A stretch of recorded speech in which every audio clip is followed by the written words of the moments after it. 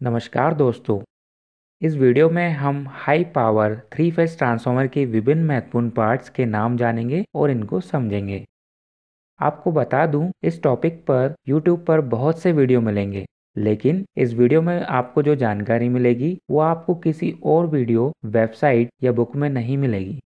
बस आप वीडियो को अंत तक देखिएगा, फिर कमेंट कर जरूर बताइएगा कि यह सही है कि नहीं। तो यह हैं ट्रांसफार्मर के कुछ महत्वपूर्ण पार्ट्स के नाम। Metallic core, holding frame, winding, tank, onload tap changer, bushing and terminals, radiator wings, cooling tubes, breather, Buchholz relay, explosion valve और कंट्रोल पैनल। तो चलिए इन पार्ट्स को एक एक कर समझ लेते हैं।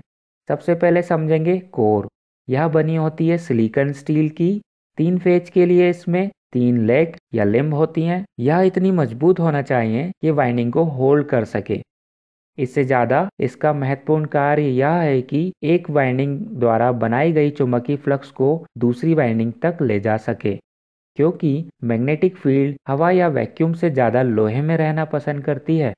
वाइंडिंग द्वारा बनाई गई पूरी मैग्नेटिक फ्लक्स इस कोर के अंदर ही रहते हुए एक वाइंडिंग से दूसरी वाइंडिंग में लिंक करती है, और लोहे की वजह से मैग्नेटिक फ्लक्स लगभग 1000 गुना तक मजबूत बनती है।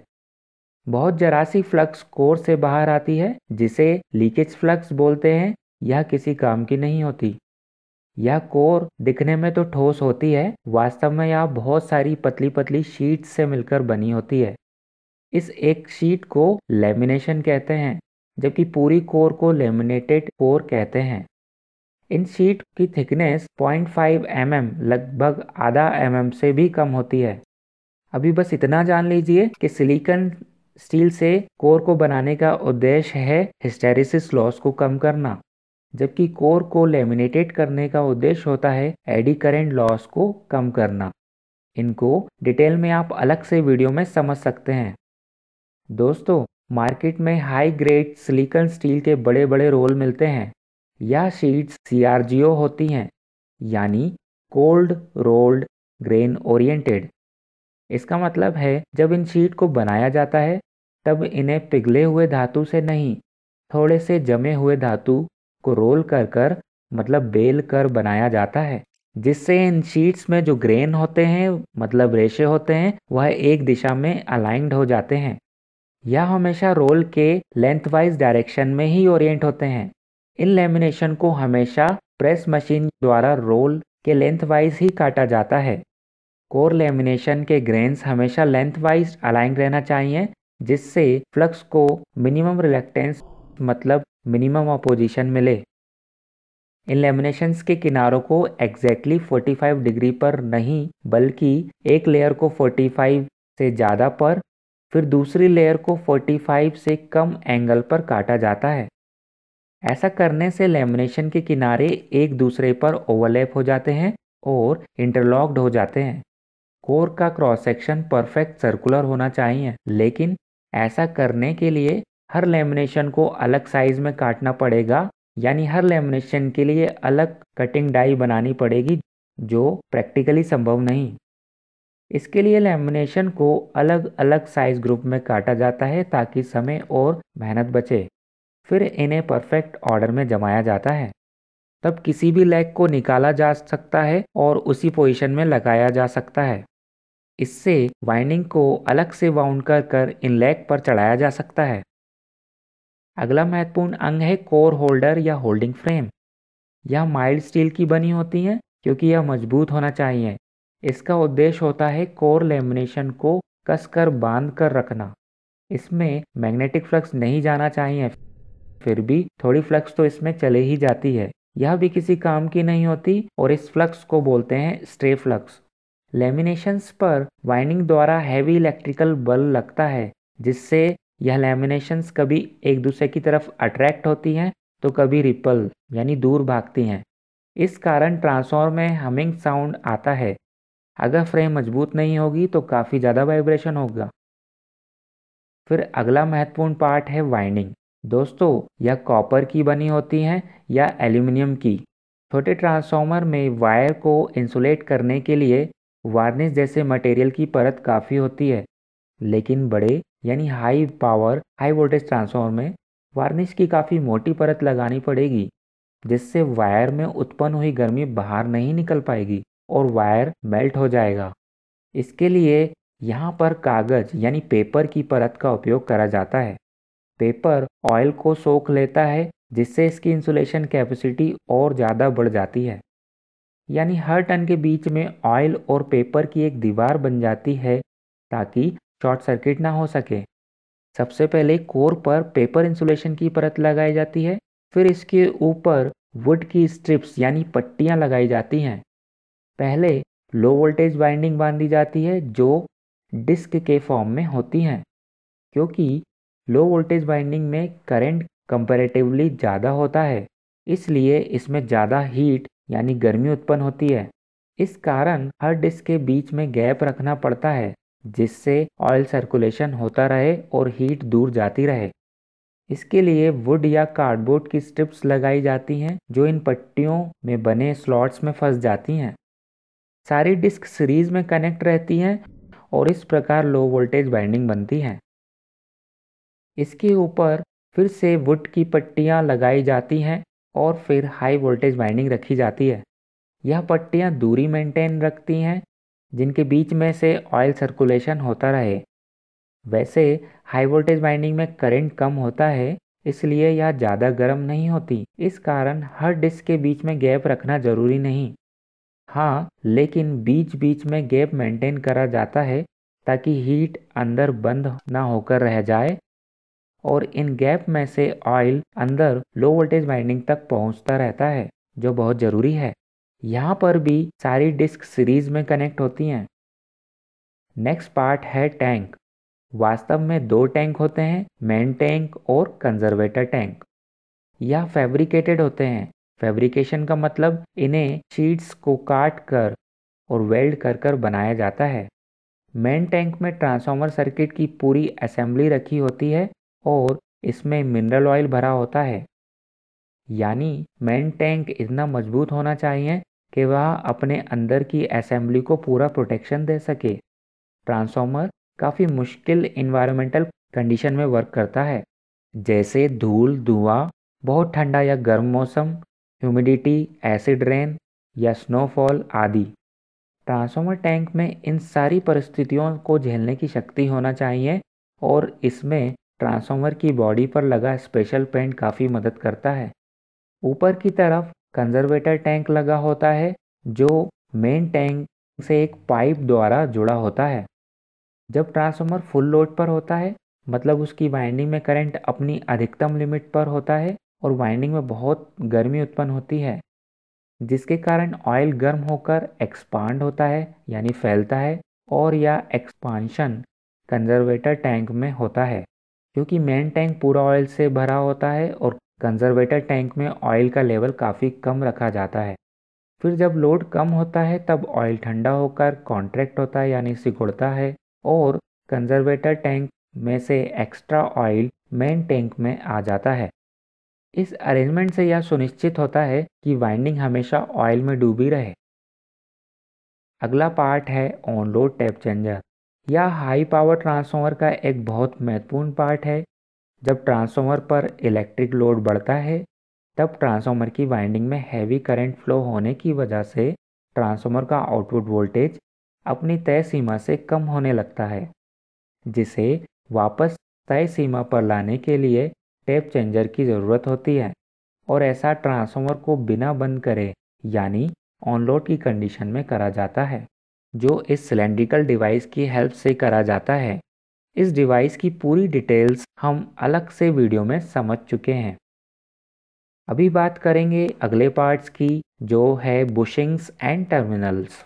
हाई टेंशन लाइंस और लो टेंशन लाइन से जो वायर ट्रांसफार्मर में कनेक्ट करे जाते हैं, वह गलती से भी ट्रांसफार्मर टैंक या अन्य किसी पार्ट के संपर्क में नहीं आना चाहिए, क्योंकि बाकी सारे पार्ट्स को अच्छी तरह से अर्थ करा जाता है और ऐसा हुआ तो बहुत हैवी करंट अर्थ फॉल्ट के कारण बह जाएगा। इसके लिए बुशिंग का उपयोग करा जाता है।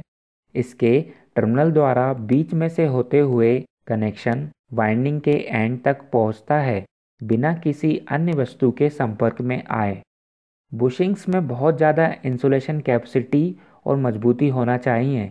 इसके लिए यह सिरामिक मटेरियल की बनी होती हैं, जो एक बहुत बेहतरीन इंसुलेटर मटेरियल है। लेकिन हाई पावर ट्रांसफार्मर में वोल्टेज भी काफ़ी अधिक होता है, इसी कारण से इनका आकार भी बड़ा रखना पड़ता है। क्योंकि वोल्टेज लेवल पर इनका आकार निर्भर करता है, इसलिए हाई वोल्टेज साइड की बुशिंग बड़ी होती हैं और लो वोल्टेज साइड की बुशिंग छोटी। इनका आकार इस प्रकार होता है कि इनके ऊपर बहते हुए लीकेज करंट को अधिकतम लंबाई तय करनी पड़ती है, जिससे उसे अधिकतम रेजिस्टेंस मिलता है और बारिश या बर्फ गिरने की स्थिति में कंटिन्यूस एनवलप नहीं बनता। अब आपसे मैं सवाल पूछूंगा, क्या आप बताएंगे कि ट्रांसफार्मर की बुशिंग का कलर हमेशा ब्लैक, ब्राउन या डार्क ग्रे ही क्यों रखा जाता है? अगर आप जानते हैं तो कमेंट सेक्शन में बताइए या जवाब के लिए वीडियो को अंत तक देखिए। चलिए अब अगले पार्ट्स को डिस्कस करते हैं, जो है रेडिएटर विंग। यह मेन टैंक से ऊपर और नीचे की तरफ पाइप्स द्वारा जुड़े होते हैं। गर्म हुआ ऑयल टैंक्स में ऊपर उठता है और इन रेडिएटर विंग्स के ऊपर वाले पाइप से इन रेडिएटर विंग्स में आता है। इन रेडिएटर विंग्स में बहुत सारे प्लेट्स या ट्यूब होते हैं, जिनके अंदर गर्म ऑयल अपनी गर्मी को एनवायरनमेंट में छोड़ता है और ठंडा होकर नीचे वाले पाइप से वापस मेन टैंक में आ जाता है। ऑयल का यह बहाव अपने आप होता है, यानी इसे नेचुरल कन्वेक्शन कहते हैं, क्योंकि हर लिक्विड गर्म होने पर ऊपर उठता है और ठंडा हुआ लिक्विड नीचे बैठता है। रेडिएटर विंग्स भी माइल्ड स्टील की शीट के बने होते हैं। इनकी मोटाई मेन टैंक से काफ़ी कम होती है, ताकि हीट आसानी से इन्वायरमेंट में ट्रांसफ़र हो सके। कई बार तो रेडिएटर विंग में पंखे लगे होते हैं, जो इन ट्यूब्स के बीच में से हवा को बहाते हैं, ताकि ट्रांसफार्मर के अंदर टेम्परेचर लिमिट से ज़्यादा ना बढ़े। यह वाइंडिंग में लगे सेंसर द्वारा ऑन ऑफ होते रहते हैं। इंडियन स्टैंडर्ड्स के अनुसार वाइंडिंग का एवरेज टेम्परेचर 55 डिग्री सेल्सियस से ज़्यादा और ऑयल का टेम्परेचर 50 डिग्री सेल्सियस से ज़्यादा नहीं होना चाहिए, फुल लोड की कंडीशन में भी। वैसे तो पेपर इंसुलेशन 220 डिग्री सेल्सियस तक बेयर कर सकते हैं, लेकिन ट्रांसफार्मर की लाइफ को अधिक रखने के लिए काफ़ी कम टेम्परेचर पर ही वर्क करा जाता है। याद रखिए, 55 डिग्री सेल्सियस एवरेज टेम्परेचर है, जबकि वाइंडिंग में कुछ हॉट स्पॉट पर टेम्परेचर काफ़ी अधिक हो सकता है। अगला पार्ट है ब्रीदर। जब कंजर्वेटर टैंक में ऑयल का लेवल कम ज़्यादा होता है, तब कंजर्वेटर टैंक में बाहर के वातावरण से हवा आती है। इस प्रक्रिया में बाहरी वातावरण से डस्ट के साथ साथ नमी भी ऑयल में मिल सकती है और ऑयल की इंसुलेशन कैपेसिटी बहुत कम हो सकती है और ट्रांसफार्मर का पूरा इंसुलेशन खराब हो सकता है। इससे बचने के लिए कंजर्वेटर टैंक में ब्रीदर लगाया जाता है। यह सिलेंड्रिकल डिवाइस में सिलिकॉन जेल के क्रिस्टल्स भरे होते हैं, जो नमी को सोखने की क्षमता रखते हैं, और नीचे की तरफ से ऑयल कप भी लगा होता है, जिसमें से एयर पास होती है तो डस्ट पार्टिकल ऑयल में चिपक जाते हैं। पहले सिलिकॉन क्रिस्टल का रंग नीला होता है और जब नमी को सोखकर गीले हो जाते हैं, तब इनका रंग गुलाबी हो जाता है। समय समय पर इसका रंग देखा जाता है और जब यह पूरा गुलाबी हो जाता है, तब इसके अंदर भरे सिलिकॉन जेल को बदल दिया जाता है। दोस्तों, अगला पार्ट है बुकोल्स रिले। यह वाल्व जैसा डिवाइस मेन टैंक और कंजर्वेटर टैंक को कनेक्ट करने वाले पाइप में लगा होता है और यह प्रोटेक्शन डिवाइस है, जो फॉल्ट के पहले अलार्म सिग्नल देता है ताकि ज़रूरी कदम उठाया जा सके, या ट्रिप सिग्नल देता है। ट्रिप सिग्नल का मतलब ट्रांसफार्मर को बंद करने के लिए सर्किट ब्रेकर को ट्रिगर करता है। इसको डिटेल में हम अलग से वीडियो में देख सकते हैं। नेक्स्ट है एक्सप्लोजन वाल्व। काफ़ी सारे प्रोटेक्शन डिवाइस के बाद भी हर बार फॉल्ट को रोका नहीं जा सकता। जब शॉर्ट सर्किट फॉल्ट होता है, तब वाइंडिंग में बहुत सारा करंट बहता है और ऑयल बहुत गर्म हो जाता है और वेपराइज होकर गैस बनने लगता है। इससे तो ट्रांसफार्मर के अंदर इतना प्रेशर बन सकता है कि बॉडी ब्लास्ट हो जाए और आसपास के एनवायरनमेंट को बहुत सारा नुकसान पहुंच सकता है। जिस प्रकार भोजन बनाने वाले प्रेशर कुकर में सेफ्टी वाल्व लगा होता है, उसी प्रकार ट्रांसफार्मर में उत्पन्न हुए एक्सेस प्रेशर को रिलीज करने के लिए अलग से वेंट लगाया जाता है, जिसके मुख पर एक डायफ्राम प्लेट लगी होती है, जो वैसे तो इस माउथ को क्लोज करके रखती है और यह ट्रांसफार्मर बॉडी के मटेरियल से बनी होती है, मतलब माइल्ड स्टील की। लेकिन मोटाई हमेशा बॉडी से कम होती है और एक्सेस प्रेशर पर यह फट जाती है ताकि अंदर उत्पन्न हुई गैसेस इससे निकल सकें। फटने के बाद यह खराब हो जाती है, फिर दूसरी प्लेट को कसना पड़ता है। वास्तव में यह पुराना तरीका है। आजकल इसकी जगह प्रेशर रिलीफ वाल्व लगा होता है, जो बिल्कुल कुकर की सीटी की तरह होता है, जो स्प्रिंग प्रेशर द्वारा मुख को बंद कर रखता है और पहले से सेट किए गए प्रेशर से ज़्यादा होने पर यह ओपन हो जाता है और गैस रिलीज होने के बाद फिर से क्लोज हो जाता है। इससे इसे बार बार बदलना नहीं पड़ता और ऑयल बाहरी वातावरण के संपर्क में नहीं आता। और अंत में जो महत्वपूर्ण पार्ट है वह है कंट्रोल पैनल। यह बॉक्स ट्रांसफार्मर के बाहर लगा होता है। इसे मार्शलिंग बॉक्स कहते हैं। सारे प्रोटेक्शन डिवाइसेस जैसे बोकोल्स रिले या मॉनिटरिंग डिवाइसेस जैसे OTG oil temperature gauge, WTG winding temperature gauge के डिस्प्ले और कंट्रोल लगे होते हैं। जितने भी इस प्रकार के डिवाइस हैं, इन्हें इस कंट्रोल पैनल से कंट्रोल करा जा सकता है या इनकी रीडिंग ली जा सकती है। वैसे तो ट्रांसफार्मर को कंट्रोल करने के लिए यह अकेला बॉक्स नहीं होता। इससे भी जटिल एवं बड़ा कंट्रोल बॉक्स साइट पर मौजूद सबस्टेशन बिल्डिंग में भी होता है, जो अंडरग्राउंड केबल के द्वारा इससे जुड़ा होता है, जिससे मैनुअल मॉनिटरिंग के लिए हर बार स्टेशन यार्ड में जाने की आवश्यकता नहीं पड़ती और यह सबस्टेशन के अंदर कंप्यूटर सर्वर से भी जुड़ा हो सकता है, ताकि इसे कहीं दूर उपस्थित सेंट्रलाइज्ड मॉनिटरिंग रूम से मॉनिटर एवं कंट्रोल करा जा सके। लेकिन किसी आपदा की स्थिति में सारे कंट्रोल एक्शन इस कंट्रोल पैनल से परफॉर्म करे जा सकते हैं। तो इस प्रकार हम सारे पार्ट्स की डिटेल जान चुके हैं। आशा करते हैं आपको यह वीडियो पसंद आया होगा। अगर आपको कुछ इंटरेस्टिंग और अच्छा इस वीडियो से मिला है तो ज़रूर कमेंट करके और लाइक कर हमें बताना। आपके फ्रेंड्स जो इलेक्ट्रिकल इंजीनियरिंग की फील्ड में है, आप उनसे यह वीडियो ज़रूर शेयर करिएगा ताकि मैक्सिमम लोगों के साथ यह इम्पोर्टेंट नॉलेज शेयर हो पाए। दोस्तों, हमने वीडियो के बीच में आपसे एक क्वेश्चन पूछा था कि बुशिंग्स का कलर हमेशा ब्लैक, ब्राउन या डार्क ग्रे ही क्यों होता है।